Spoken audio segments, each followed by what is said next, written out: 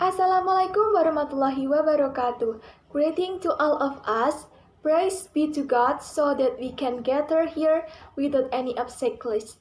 Previously, I would like to thank to Mrs. Sally Andari SPD MPD and then Mrs. Winda Sari SPD MPD as a lecturer in English for the management profession and all MP 2020 friend who gave me opportunity. I'm Septining for a presentation on education management.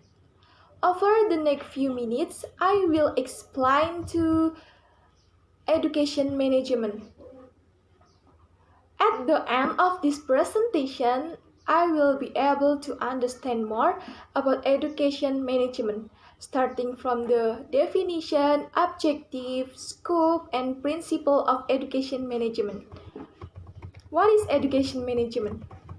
Immediately, we discuss the definition of education management. Education management is a process of planning, organizing, implementing, and supervising in managing research, which can be in the form of man, money, material, method, machine, markets, and everything to achieve educational goals, effective and efficient.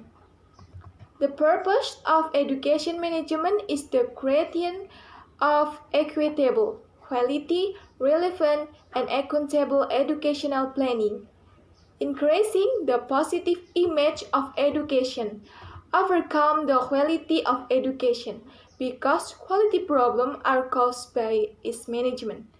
In addition, the goal is to create an active, creative, and effective learning atmosphere and learning process, so that a fun and meaningful learning process will be produced from student and educator alike. Not only that, this objective also includes the identification of weakness, strengths, opportunities, and threats in planning.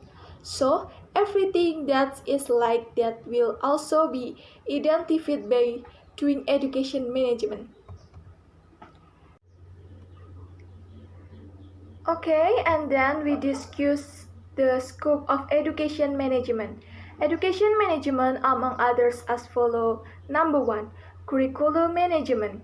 Curriculum management is a management system or arrangement of the curriculum in a cooperative, comprehensive, systemic, and systematic manner that is used as the reference by educational institutions in order to realize the achievement of curriculum goals or educational goals.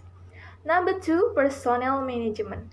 Personnel management is a series of collaborative processes starting from planning, organizing, mobilizing, and supervising in the personnel field by utilizing existing resources effectively and efficiently, so that all school personnel contribute optimally to the achievement of predetermined educational goals. Student personnel include teachers and other employees. Student personnel can be distinguished into educational and non-educational staff. Number 3, student management. Student management is an effort to organize students from entering until they graduate from school by providing the best possible service to students. The purpose of student management is to regulate student activities so that these activities support the learning process, so that it can run smoothly, orderly, and regularly, and can contribute to the achievement of the goal set.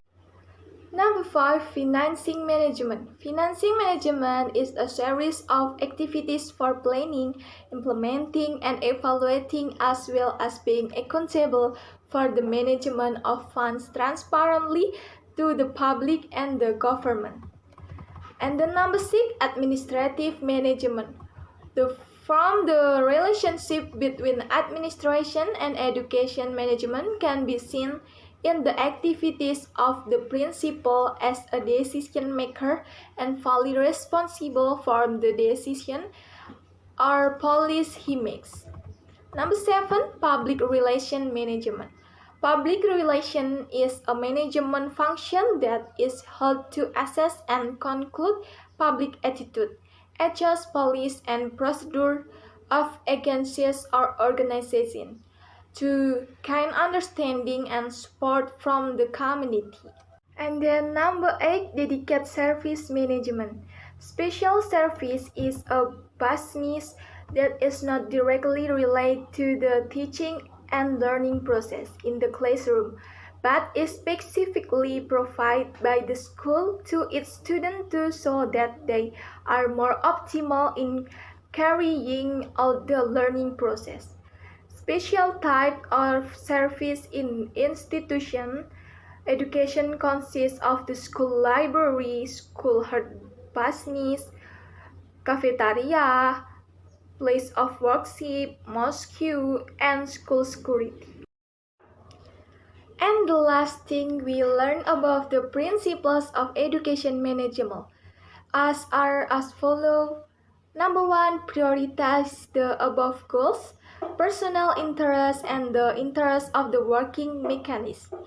Number 2, coordinate and authority and responsibility.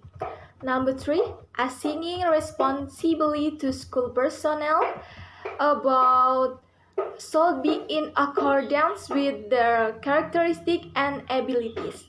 Number 4, know well the factors, human psychology, and number 5, the relativity of values.